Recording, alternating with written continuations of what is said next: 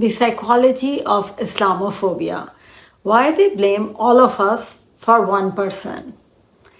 Every time something involves one Muslim, suddenly the entire community is responsible. A crime, a comment, a random act, and somehow we all become defendants. But what happened in Tampa and Dearborn reveals something deeper. People don't even want to wait for facts anymore. They jump straight into blame, as if 2 billion people share one mind. This is not about safety, it's psychology. It's actually quite dark. I want to show you what dehumanization looks like. I spit on the grave of Muhammad. You're watching students praying, not protesting, not hating, praying. A lot of people who don't know Islam don't know how important prayer is. Muslims pray 5 times a day. It's our worship to Allah. That's what exactly they were doing. They were not causing any disturbance, praying in the corner. These people who came to agitate, they were not from USF. It was a planned attempt. They came here from outside. These students were praying in their university campus. We've relived the whole thing again. Hearing every voice, every insult, every atrocious claim that they had made against our religion. For what? Something that our Constitution promises us that we have the complete right to do. This wasn't criticism. This wasn't debate. This was straight up dehumanization. And you know what? If those same students would have reacted with even 1% of the aggression they faced, suddenly the whole country would scream, see, look at Muslims, how aggressive they are. Look at Muslims, how violent they are. When you scroll through Instagram and you scroll through TikTok and social media and you see the same comments over and over again, Islam is cancer, Islam is encouraging violence, Islam wants to kill, Islam is invading. What Islam are these people reading about? The Islam I know is when the Prophet Muhammad, peace and blessings be upon him, said, don't strike against the innocent, don't strike against the elderly, don't strike against the children, don't cut down their trees. The Prophet Muhammad said, don't even kill their cattle. Only strike at those who intend to strike at you. The Islam I know is when Allah said in the Quran, if you take one life unjustly, it's as if you've taken the life of all of humanity. And if you save one life, it's as if you've saved all of humanity. That is the Islam I know. Where the Prophet Muhammad, peace and blessings be upon him, told us to smile at those that hate us. Be kind to those that want to eradicate us. Show a helping hand to those who would wish death upon us. That is the Islam I know. So when I'm scrolling through social media and I'm seeing these narratives being pushed that Islam is this cancerous religion, it hurts me. Because they don't know the true Islam that I know. They don't read the stories of the Prophet Muhammad that make me want to cry. They don't see the Quran verses where Allah is talking to the human soul. The true Islam is a religion of peace. The instant leap from 1% to every Muslim comes from a very old psychological pattern. And there's a name for it: group blame bias.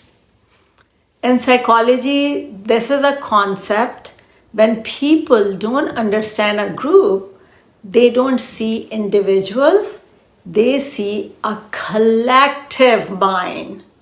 Every Muslim becomes interchangeable. Every face becomes the same face. Every action becomes everyone's responsibility. It's lazy thinking mixed with insecurity. But it doesn't stop there. Whenever people feel fear, confusion, or a loss of control, group blame gives people an illusion of safety. If I can blame one group, everything feels simpler. There's no nuance, no complexity, no critical thinking, just a target. And right now, Muslims are the easiest target.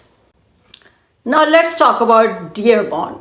Why hate feels safe to some people. If I told you, tell me how many mosques and churches or temples there are in the city of Dearborn, I think if I asked 110,000 residents in Dearborn, they'd all get it wrong. We have somewhere north of 30, 40 churches and about 10, 11 mosques. That's not the stereotype that the mainstream media has pushed. You know, Dearborn is the capital of coexistence. At Dearborn, a community of Muslims and Christians, they've been living there together in harmony, in peace for decades. I'm going to share what Christians from Dearborn have to say about their Muslim neighbors. But a group of outsiders came to Dearborn.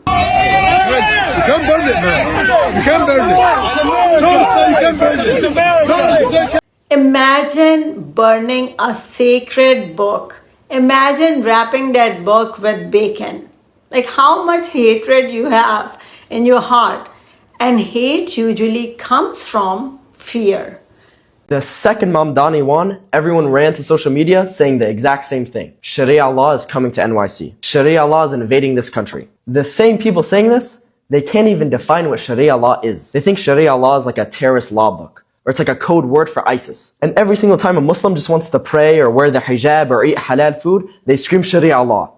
Habibi, it's just a Muslim who wants to follow their religion. They're not putting a gun to your head telling you to prostrate to God. All Sharia law means is the right path. It's just basic morality. Praying, charity, fasting, all Sharia law. You want to know why they continuously push this agenda against Sharia law? Because it's easier to fear Muslims than it is to admit America's real problems. Corruption, lobbying, homelessness, endless wars. Do you know what is at the bottom of hate usually? It is fear. Outgroup homogeneity bias. It's the belief that people outside your group are all identical, predictable, dangerous, responsible for each other. Meanwhile, your group is full of individuals. That's not logic, that is bias, and it's a very old one. So why Muslims get treated as a collective threat? There's another layer. Most Americans have never met a Muslim in their daily life. And most of them who have met a Muslim in their daily life understand what a Muslim is all about. The entire experience with Muslims come from the news, Fox News, always the worst examples, Hollywood, always the villain there, political fear campaigns, or sometimes propaganda.